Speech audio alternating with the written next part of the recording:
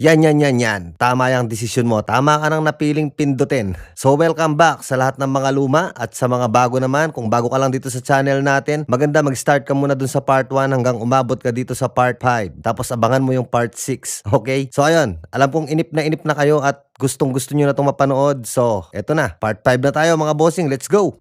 Kasabay nito sa templo ng Daruma family ay bumalik na si Norihisa at ngayon ay nagbabalak silang gumanti. Sa kabilang banda, inimbitahan ng Yimura family si Kuhako at Tsukumo kasama na din si Mr. Lee. Inalok sila ng Yimura family na makipagkaisa sa Koryu para madali nilang maisagawa ang mga iligal na gawain. Sinabi ni Mr. Tatsumi kay Kuhako na magiging madali ang lahat kung magagawa mong pamunuan ng distrito ng Sword. At sinabi din ni Mr. Nikaido na alam namin na kayo ang nasa likod ng mga naganap na pag-atake nitong nakaraan. Sinabi naman ng iba pang miyembro ng Yimura family na hindi problema ang pera kung makikipagtulungan kayo sa amin at susuportahan namin kayo. Iba naman ang dating nito kay Tsukumo, kaya sinabi nito na sino kayo sa tingin nyo? Tapos ay nagalit ang isa sa Yimura family. Dagdag pa ni Tsukumo, sabihin nyo ng malinaw ang salitang to, pakiusap at tulungan nyo kami dahil ito rin naman talaga ang punto ng pinag-uusapan nila. Inangasan ni Kirinchi si Tsukumo subalit ngud-ngud. Tumayo si Kuhako at sinabi nito na kung gusto nyo ang sword, kailangan sumunod kayo sa mga utos ko. Subalit hindi sila nagkasundo at umalis na sila Kuhako at Tsukumo. Tapos ay sinabi ni Mr. Lee na sige lang, ituloy nyo lang yung pag-uusap nyo. Sinabi niya ito sa nakakalokong paraan. Pagdating ni Kuhako sa club ng Mighty Warriors ay nag-hallucinate ito kung ano-anong bagay ang nakikita niya mula sa nakaraan sa kadahilanan na magmula nang mawala si Tatsuya ay sinisisi nito ang kanyang sarili sa pagkamatay ni Tatsuya dahil hindi nito binuwag ang Mugen. Samantala, sa hotel na tinutuluyan ni Mr. Lee ay nasurpresa ito nang biglang sumulpot si Mr. Nikaido at tinanong siya nito kung bakit niya kinuha si Kuhako. Sinabi naman ni Mr. Lee na bakit mo tinatanong ang ganyang mga bagay? Ginagawa ko lang ang trabaho ko. At kung maaari ay wag nating pakialaman ang isa't isa. Si Mr. Lee ay isa ding banta para sa Koryu. Sa kabilang banda naman sa lugar ng Sano, nakita ni Masaki na hinahabol ng grupo ng Doubt ang isang babae na nagmula sa Nameless City. Kaya tinulungan niya ito at itinago.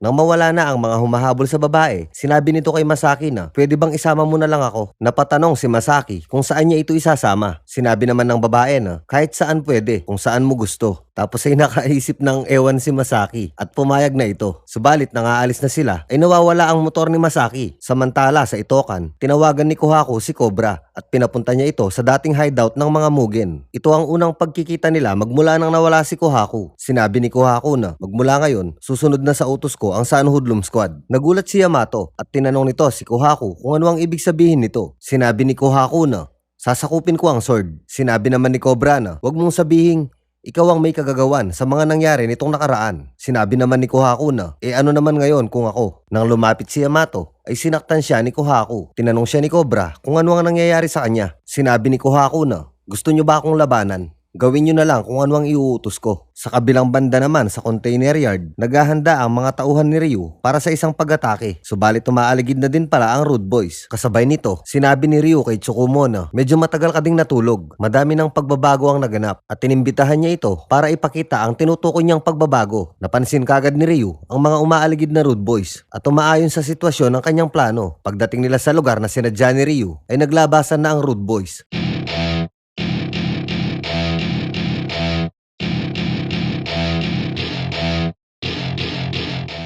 Sinabi ni Ryu na nasunog na ang Nameless City. Ikaw pala ang may kagagawan, sagot naman ni Takeshi. Sinabi naman ni Smokey na madaming namatay sa pamilya namin dahil sa naganap na sunog kahapon.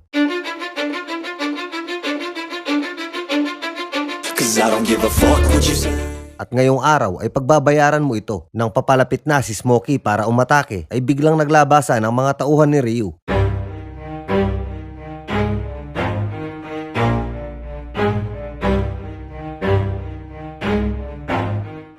Nang magpatuloy sa paglapit si Smokey, ay nahuli na pala ang iba pang miyembro ng Rude Boys na nakakalat sa paligid.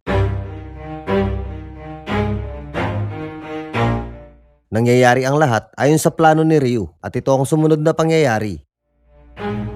Never stop, I'll get it if I want it.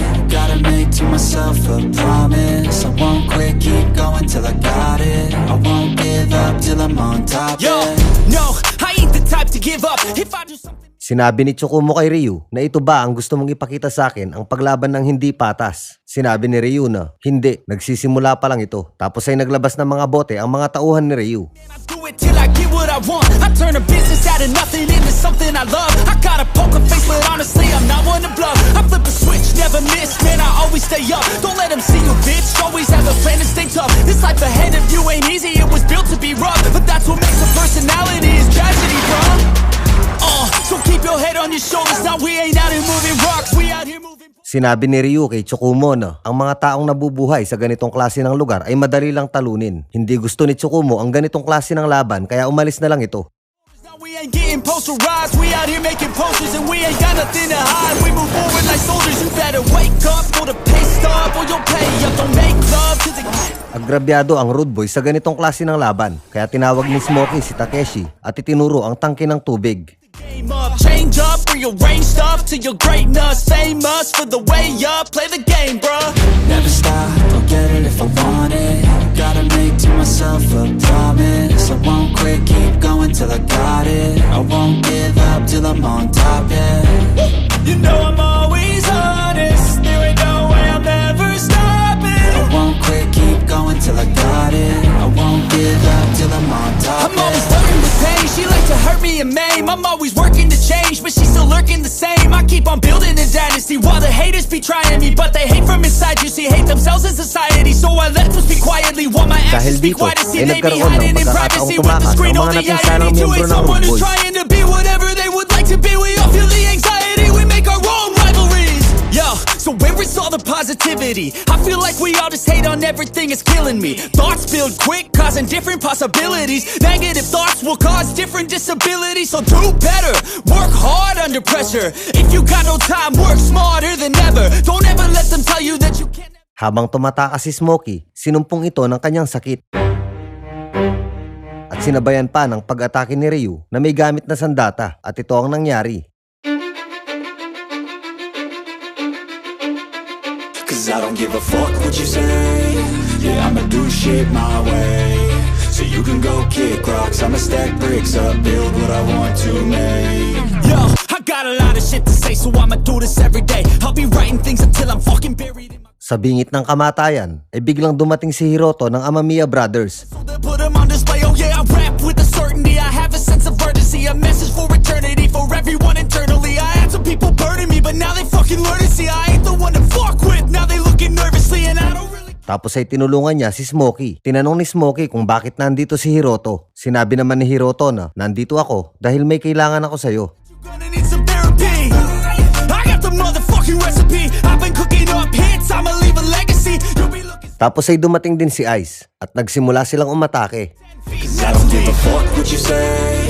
Yeah, I'ma do shit. At sa pagkakataon na to, ay nasugatan ni Ryu si Smokey. I'ma stack bricks up, build what I want to make. Cause I don't give a fuck what you say. Yeah, I'ma do shit my way. Nagkaharap si Hiroto at si Ryu, subalit hindi makatama si Ryu. Tapos ay biglang tumulong si Ice. Sinabi ni Ice kay Hiroto na, mahina ka lang pala, hindi ka tulad sa sabi-sabi. Tapos ay biglang dumating si Sean at ang iba pang mga Rude Boys para iligtas si Smokey.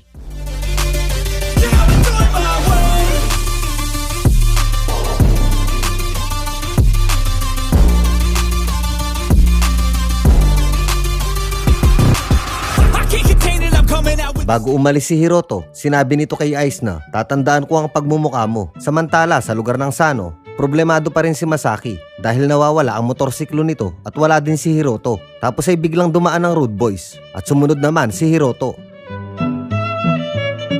Tapos ay sumunod naman ng babae. Tapos ay ang kanyang motorsiklo. Minalas si Masaki sa araw na to. Isang gabi, iniisip ni Tsukumo ang mga nangyayari dahil hindi niya na ito nagugustuhan. Tapos ay tinanong niya si Kohaku kung alam ba nito na madaming namatay sa Nameless City sa naganap na sunog. Sasabihin sana nito kay Kohaku ang mga napapansin niya kay Mr. Lee, subalit bigla itong dumating. Tinanong ni Mr. Lee si Kohaku kung kailan ang susunod na pag-atake. Sinabi ni Kohaku na hindi pa sa ngayon. 2 araw pa bago ako magsimulang umatake. Wawasakin ko ang sword. Samantala, nagdudusa naman sa sakit si Smokey dahil sa natamo nitong sugat mula kay Ryu. Si Hiroto ang tumulong sa kanila para makakuha ng doktor. Nakatulog si Smokey dahil sa sakit. Tapos ay sinabi ni Hiroto na, tawagin niyo ako kapag nagising na siya. Lumabas si Hiroto. Sumunod naman si Lala para magpasalamat. Tapos ay inabutan pa ng pera ni Hiroto si Lala para pangbayad sa doktor. Hindi pa nakakalayo si Hiroto nang biglang may dumating na sasakyan at kinidnap si Lala.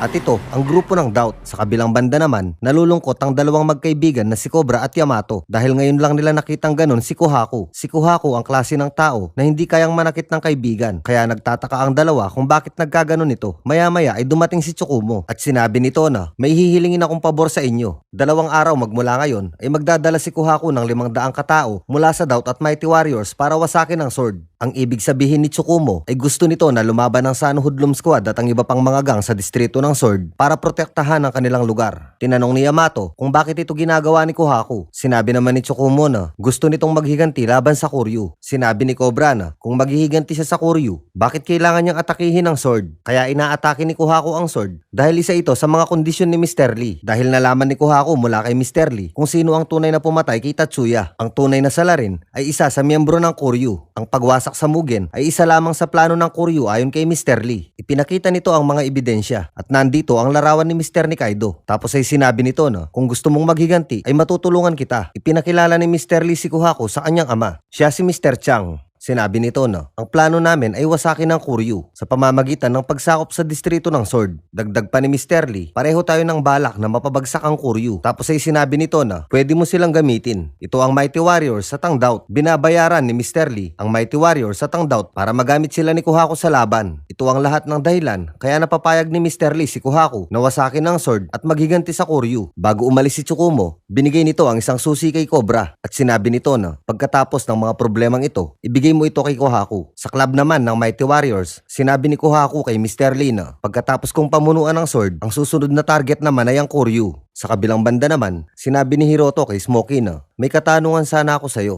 Tapos ay ipinakita nito ang isang larawan. Nagtanong si Hiroto kung kakilala ba ito ni Smokey. Ang nasa larawan ay ang panganay na kapatid ng Amamiya Brothers. Hindi sinagot ni Smokey ang tanong. Sa halip ay nakiusap ito kay Hiroto na iligtas nito si Lala at sinabi nito na siya lang ang nag-iisa kong kapatid. Sinabi ni Hiroto kay Masaki na nakidnap ang kapatid na babae ni Smokey. Kung tutulungan natin siya, baka makakuha tayo ng impormasyon sa kanya tungkol sa ating kapatid. Samantala, sa shop naman ni Yamato, ibinahagi ni Noburu ang mga nalalaman nito tungkol sa Koryu. Tinanong ni Cobra si Noburu kung bakit malaki ang interes ng Yimura family sa distrito ng Sword. Sinabi ni Noburu na hindi lang ang Yimura family kundi ang buong Koryu ay kumikilos para dito. Binabalak nilang tayuan ng malalaking kasino ang buong distrito ng Sword. At para matupad nila ang mga ito, kailangan nilang wasakin ang Mugen. Sa una ay nabigo sila subalit nagtagumpay din sila sa huli nang mamatay si Tatsuya. Nang mabuwag ang Mugen ay siya namang pagkabuo ng Sword. Kaya nabaling ang atensyon ng Koryu sa distrito ng Sword. Tungkol naman sa pagkamatay ni Tatsuya, hindi ganun kadali kahit makakuha pa sila ng ebidensya dahil sinusuhulan nila ang mga pulis.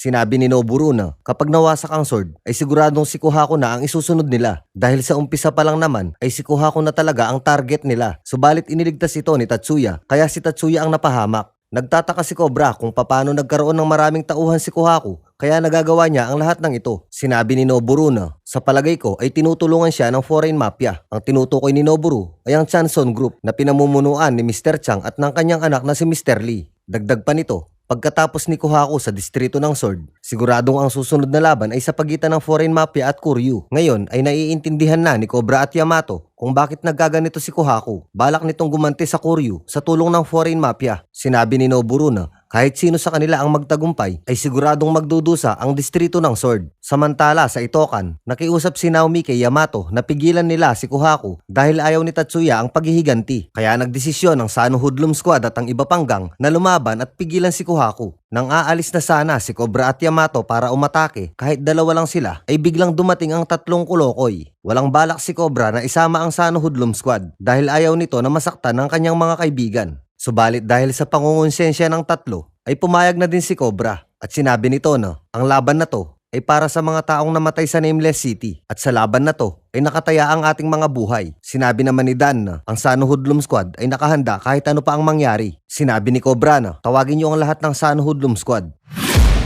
I'm taking shots at the enemy. I'm gonna make it to the top, leave a legacy. If I got something to say, you better let me speak. Turn it up a new degree, bitch, you ain't seen anything. I pop off with the new.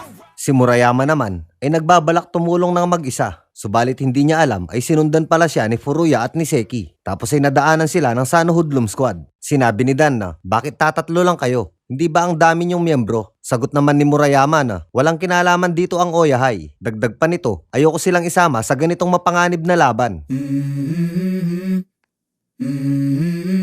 Nang makaalis na ang Sano Hoodlum Squad ay biglang bumusina ang malalaking truck at sakay nito ang maraming tauhan ng Oyahay at sinisigaw nila ang pangalan ni Murayama. Nandito din si Todoroki at nakahanda ang lahat para tumulong.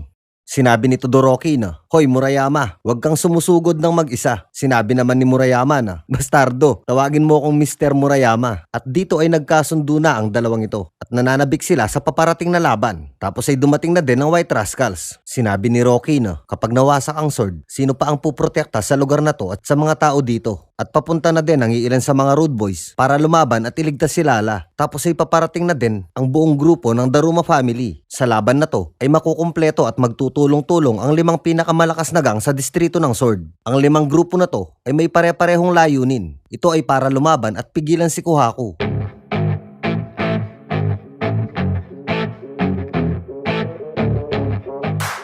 Sa kabilang banda naman, inihanda na ni Kohaku ang Mighty Warrior sa Tangdaut at sinabi nito na, wasakin niyo sila.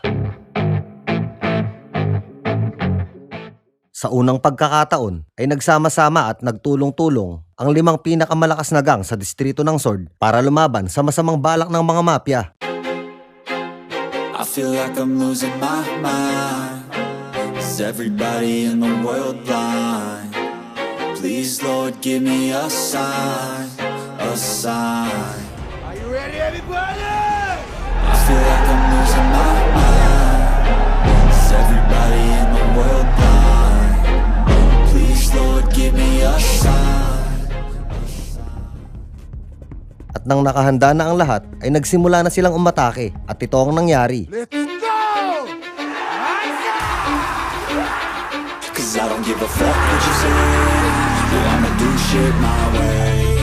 So you can go kick rocks, I'ma stack bricks up, build what I want to make. Yo, I got a lot of shit to say, so I'ma do this every day. I'll be writing things until I'm fucking buried in my grave. 6 feet deep under, but my body won't decay. Cause my messages are timeless, so they'll put them on display. Oh yeah, I rap with a certainty, I have a sense of urgency. A message for eternity, for everyone internally. I had some people burning me, but now they fucking learn to see I ain't the one to fuck with. Now they looking nervously, and I don't really care what you think of me respectfully. You can kick rocks if you think you're fucking better, see I will outwork you, turn you to an enemy. Hurt you so bad that you're gonna need some therapy.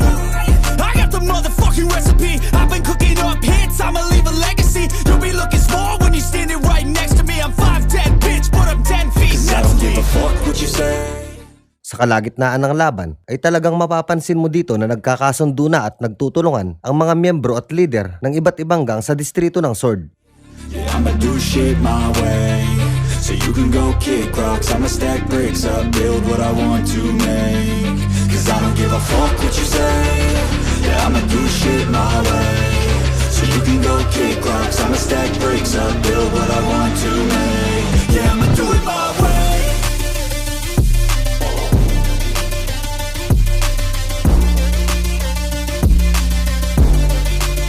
Yeah, I'ma do it my way.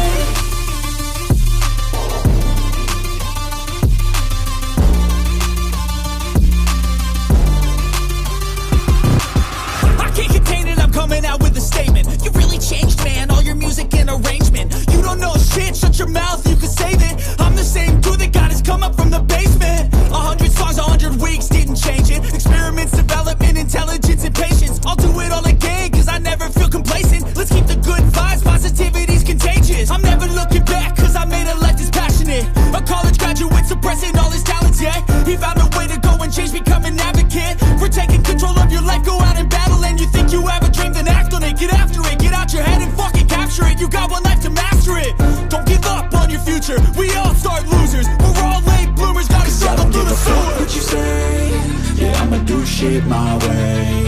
So you can go kick rocks, I'ma stack bricks up, build what I want to make. Cause I don't give a fuck what you say.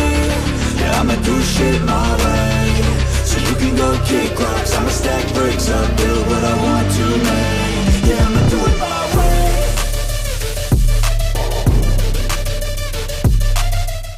Habang nagkakagulo, inililipat naman ng grupo ng Doubt ang mga babaeng kinuha nila. Kasama na dito si Lala. Tapos ay napansin ni Takano si Lala at sinabi nito na mukhang mamahalin ng babaeng ito. Tapos ay kinuha niya si Lala. Sa laban na to ay unti-unti nang nakakalamang ang Mighty Warriors at ang grupo ng Doubt. Maliban sa madami na sila ay may mga hawak pa silang sandata at sadyang malalakas din talaga ang Mighty Warriors at ang Doubt.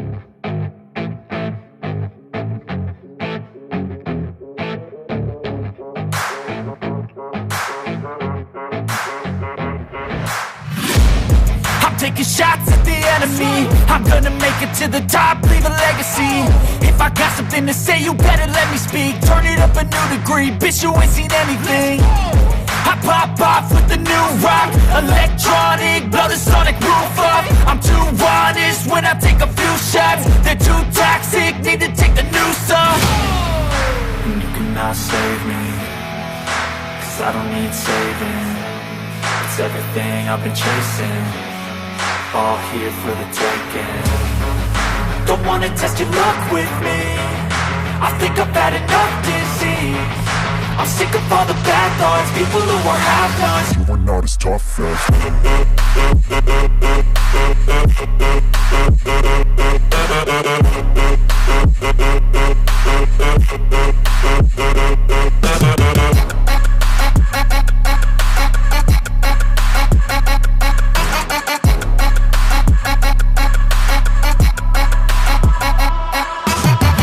I'm back, you know that I never left. I got tracks and some music that you never guessed. I don't slack, don't lose, learn your lesson yet. When I get to choose what I do, I'm like a weapon. I'm not sharp as many, but Nang halos matalo na ang Sword, ay biglang dumating ang Amamiya Brothers. Kaya muli silang nabuhayan at nagkaroon ng pag-asa.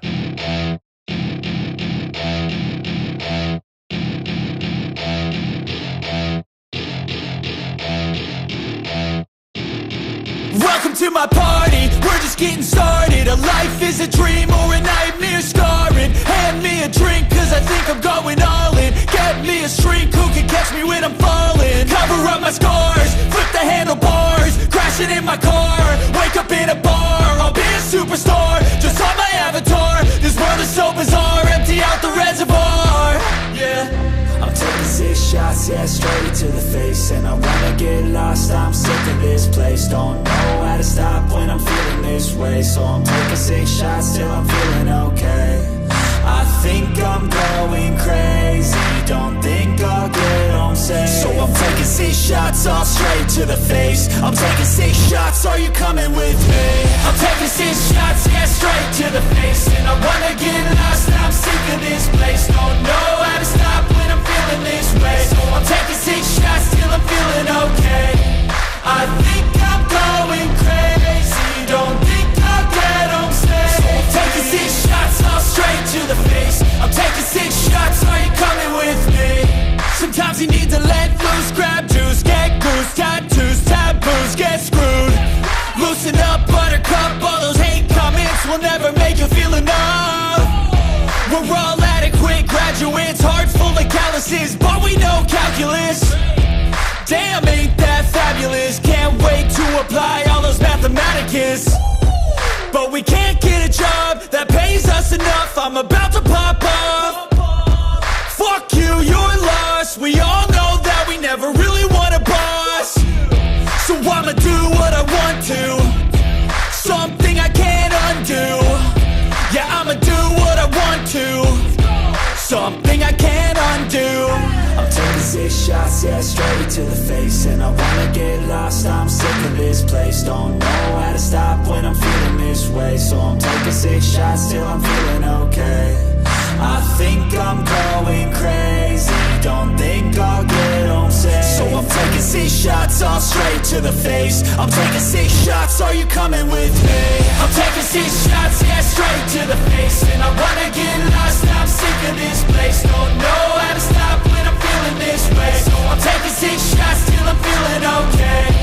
I think I'm going crazy, don't think I'll get home safe. So I'm taking 6 shots all straight to the face. I'm taking 6 shots, are you coming with me? Bago makarating ang Sano Hoodlum Squad sa kinaroroonan ni Kohaku, ay hinarang sila ng Mighty Warriors at sinabi ng mga ito na hindi namin kayo hahayaang makapasok. Sinabi naman ni Cobra na pagsisisihan nyo to. I'm taking shots at the enemy. I'm gonna make it to the top, leave a legacy. If I got something to say, you better let me speak. Turn it up a new degree, bitch, you ain't seen anything. Sa kabilang banda naman, ay muling nagkita si Ice at Hiroto at dito ay nagkahamunan ng dalawa. Sinabi ni Ice na tapusin na natin kung ano ang nasimulan.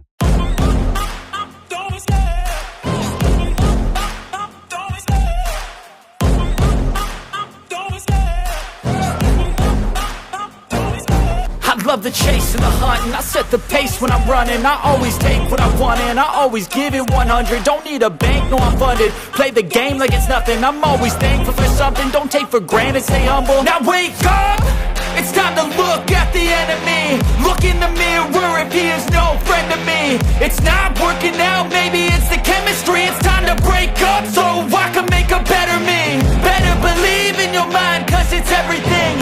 You can mold, shape, find almost anything. All it takes is some time and some clarity to find your identity. It's mind over everything.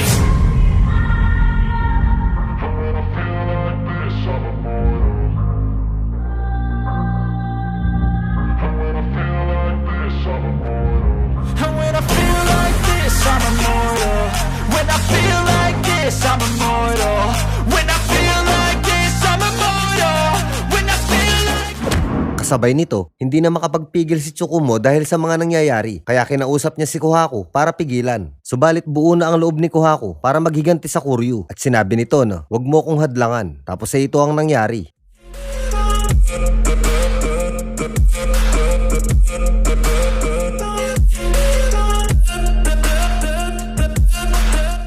Sinabi ni Tsukumo na, gusto ko lang bumalik ang dating Kohaku, subalit wala itong epekto. Nilamon na ng husto ng paghiganti si Kohaku. I'm so gone, no I'm never turning back. I won't stop, I'ma fight until there's nothing left. It's so on, you're gonna be hurting bad. Cause I've been to hell and back. You don't wanna make me mad. I stay strong, you will never see me crack. And if you get in my way, you gonna feel the wrath. Gotta say it to my face while he's looking back. Mirror breaks after math. When I hate, I attack. Habang naglalaban ang dalawa, tuwang-tuwa naman si Mr. Lee sa napapanood nito. And when I feel like this, I'm immortal. When I feel like this, I'm immortal. Tapos ay biglang dumating si Yamato at si Cobra. When I feel like this, I'm immortal.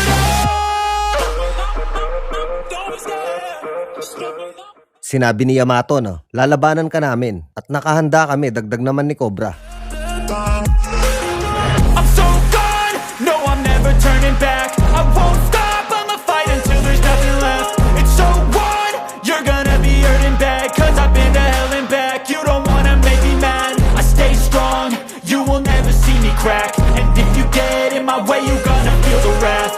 Gotta say it to my face while he's looking back. Mirror breaks after math. When I hate, I attack.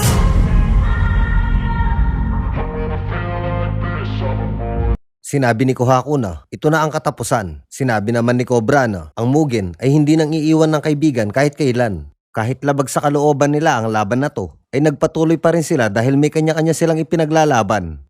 Like this, I'm immortal. When I feel like this, I'm immortal. Don't stop.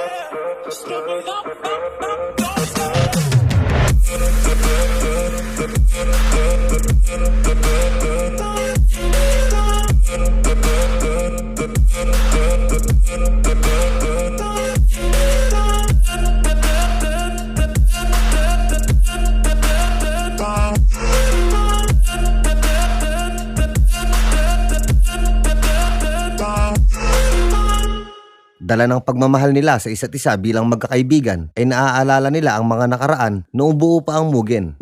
Even when you feel low, you can still go. Even when you feel slow, you can still go. Even when there's no hope, you can still go. I never answer to no, man, I still go. Go, go, go, go, go, go, go, go. Sinabi ni Cobra kay Kohaku na hihintayin ka namin. Kahit gaano pa katagal ay maghihintay kami. Dagdag pa nito, nakikiusap kami. Bumalik ka na. Sinabi naman ni Yamato na ayaw ka naming mamatay. Dahil sa pinasok ni Kohaku ay malaki talaga ang tsansa na mamatay ito laban sa Koryu. Sinabi naman ni Tsukumo na pahalagahan mo ang buhay na meron ka. Ikaw mismo ang nagsabi niyan. At dahil sa mga salitang ito, unti-unti nang natatauhan si Kohaku. Kaya ginagawa ito ni Tsukumo dahil malaki ang pasasalamat nito kay Kohaku. Nagkakilala ang dalawang ito dahil sa motorsiklo. Noong hindi pa magkakilala si Tsukumo at Kohaku, nagkaroon ng hindi pagkakaunawaan ng dalawang ito at nauwi ito sa isang away. I don't ever slow up, no I don't take shit. I got no love for the fakeness. If you wanna play tough and wanna hate this, I'll always show up. I don't ever slow up, no I don't take shit, I got no love. Subalit hindi umubra si Tsukumo. Napansin ng magkapatid na Konishi at Ota na mahilig din ito sa motorsiklo. Kaya inaya na lang ito ni Kohaku na magkarera. For the fakeness, if you wanna play tough and wanna hate this, I'll always show up and make a statement. Everything I do so instinctive and so passionate. Every word I move so descriptive like an adjective. I got a vendetta against people who back it. Being negative when you should be getting after it. I got facts over tracks, this and that. Speak slow, speak fast, knock the ropes, knock the gas. Think I'm okay at last. Subalit sa hindi inaasahang pagkakataon ay sumemplang si Tsukumo. Nakita ni Kohaku na mahuhulugan ito ng mga kahoy, kaya naman dali-dali niya itong iniligtas. Tapos ay pareho silang na ospital. Nang lalabas na si Tsukumo sa ospital, ay binayaran na pala ito ni Kohaku. At dito na nagsimula ang kanilang pagkakaibigan. Lalong natauhan si Kohaku nang sabihin ni Cobra na ipinabibigay ni Tatsuya ang susing ito. Ang susi na to ay ang susi ng dati niyang motorsiklo. Ayon kay Tatsuya, ibinenta ito ni Kohaku para may pambayad sa ospital si Tsukumo. Subalit sa hindi nalalaman ni Kohaku, ay binili pala ito ulit ni Tatsuya para ibigay sa kanya. Bago mangyari ang trahedya, ibinili nito ni Tatsuya kay Tsukumo at ibinili naman ito ni Tsukumo kay Cobra. Sinabi ni Tsukumo na hindi natin kailangan matali sa kahit na anong bagay ayon kay Tatsuya. Malaya kang sumakay ng motorsiklo kahit kailan mo gusto, kaya kailangan mong manatiling buhay. Sinabi naman ni Yamato na hindi mo kailangan sisihin ang sarili mo sa pagkamatay ni Tatsuya. Dagdag pa ni Cobra, maging malaya ka sa pagsakay sa motorsiklo dahil yun ang gusto ni Tatsuya. At sa wakas ay tuluyan na nilang nabago ang isip ni Kohaku. Samantala sa labas ng Punk Jungle ay tuloy pa rin ang laban kahit hinang-hinana sila. Nang sumigaw si Yamato ay natigilan ng lahat at nang itaas ni Cobra ang kanyang kamay ay nagsigawan na ang San Hoodlum Squad. Ito ay hudyat ng isang tagumpay. Kaya naman tumigil na sa laban ang Mighty Warriors. Mabilis na kumalat ang balita at nagsitigil na ang lahat at nagdiwang naman ang sword. Sinabi ni Norihisa na huwag niyong minamaliit ang sword. Sinabi naman ni Takeshi na oras na para hanapin si Lala. Samantala, wala pa rin bumabagsak sa laban ni Ice at ni Hiroto. Sinabi ni Hiroto na mukhang tapos na ang laban. Wala akong pakialam, sagot naman ni Ice. Nang magsisimula sana silang maglaban ulit, ay tinawag ni Masaki si Hiroto at tinawag naman si Ice ng Mighty Warriors. Sinabi ni Masaki na, seryoso kayo? Naglalaban pa rin kayo hanggang ngayon? Sinabi ni Pearl kay Ice na, wala nang saysay na ipagpatuloy pa ang laban na to dahil wala na tayong kikitain dito. Lumapit si Ice kay Hiroto at sinabi nito na, magkikita tayo ulit. Nailigtas na si Lala ni Hiroto at Masaki at sinabi nito na, okay na ang lahat. Nang magkita-kita ang sword, sinabi ni Norihisa na hindi pa tapos ang laban na to. At sinabi din ni Takeshi na walang kinalaman si Kohaku sa naganap na sunog sa Nameless City. Dagdag pa ni Rocky, ang Koryu at ang Chanson Group ang may kagagawan nito. Paalala pa ni Norihisa na kailangan niyong mag-ingat kung babanggain niyo ang Koryu at ang Chanson Group. Tapos ay dumating si Murayama at sinabi nito kay Cobra na aalis na ako sa Oyahai. Pwede ba akong sumali sa San Hoodlum Squad? Nagulat ang lahat sa sinabi ni Murayama. Nang tanungin ni Cobra si Chiharu ay hindi ito sumang-ayon. Kaya nagtawanan ng lahat. Sinabi naman ni Murayama na nagbibiro lang ako. Naniwala naman kayo. Tapos ay umalis na ito at sinabi nito kay Takeshi na ikumusta mo ako kay Smokey. Masaya at nakangiting umuwi ang lahat. Naihatid na din ni Hiroto si Lala at nakakuha na din ito ng impormasyon kay Smokey tungkol sa kanyang kuya. Nagpasalamat si Lala kay Hiroto. Sinabi naman ni Hiroto na magpasalamat ka sa kuya mo. Sa kabilang banda, umuwi na din ng magkasama si Tsukumo at Kohaku. Kasabay nito ay napagalitan si Mr. Lee sa kanyang ama dahil sa pagkabigo nito sa kanyang mga plano. Kaya naman galit na galit ito sa sword at nagbabalak ito na magiganti. Kung mapapansin, wala si Ryu sa naganap na laban dahil si Ryu ang susunod na presidente ng Koryu. Siya ang nag-iisang anak ni Kuze Ryushin. Si Kuze Ryushin ang presidente ng Koryu o ang tinatawag na Nine Dragons at si Ryu naman ang papalit sa kanya. At dito na po nagtatapos ang part 5 mga bossing. Ayan, kung nagustuhan nyo po yung video, like and subscribe naman dyan kung okay lang. Kung okay lang po yung mga ayaw, hindi ko po kayo pinipilit. Hindi nyo, huwag nyo na pong kino-comment dyan na kesyo unsubscribe kita kasi ang tagal ng upload. Okay lang po, okay lang yun. So yung may gusto lang talaga at saka yung may ayaw, okay lang din. Salamat po. So ayun, abang-abang naman tayo ngayon sa part 6 mga bossing. Ayan. So washout na tayo ng Tokwa. Napakarami ng washout natin ngayon. Namaos na ako kaka voiceover. Okay, washout. Washout sa mga to. Kay Kiss Nyoko. O Kiss Nyo daw siya. Kay Chris Jel Bagasina Apoon. Bisan Uno TV Vlog from Surigao City. Ayan, washout po sa inyo dyan sa Surigao. At Side A Balya. Balya ba to o Bala? Side A Balya. At kay Bernardo Sulfelix. Murphy Muli from Pampanga. Aroy, Kapampangan ka soy.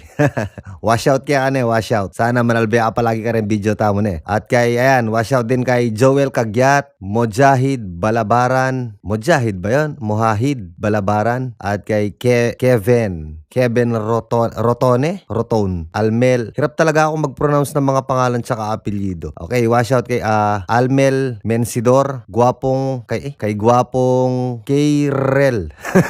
Keirel. Sorry, nahihirapan ako talaga mag-pronounce ng mga pangalan niyo. Hindi ako sure kung tama yung basa ko. Gwapong Keirel from Mindanao. Kay Manuel Regalado, kay Lance Jerome, kay Samuel Endico from Taytay Rizal, kay Jericho 092, kay Robin Montero, kay Kent V Condes, kay Darren Mirabete or Mirabet, kay Pritz Nel Galang, kay Hamela Garcia, ayan, Food Panda Rider, Bulihan, Cavite. Ayan, washout sa mga natin dyan, Food Panda Rider. At kay, washout din kay Marie B. Felisario, kay Arnel Noha, Ramon Castillo, shoutout sa mga kaalma mater niya na Tresquillon, Padregal Community Chapter, Arriba Tau Gamma P. At kay Conad Boys ng Rome, Italy, from Geterendosa.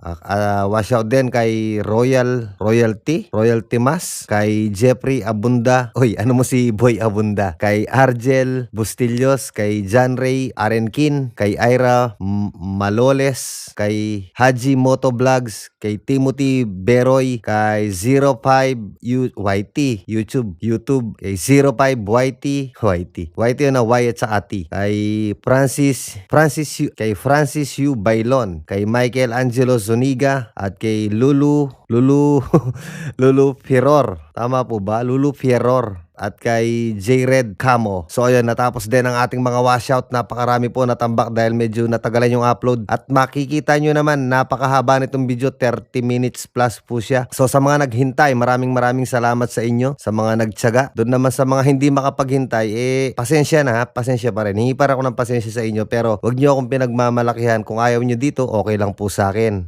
Hindi ko po kayo pinilit, okay? Maraming salamat po sa lahat ng solid supporters natin dyan. Tanda ko na yung mga pangalan ng mga solid dyan.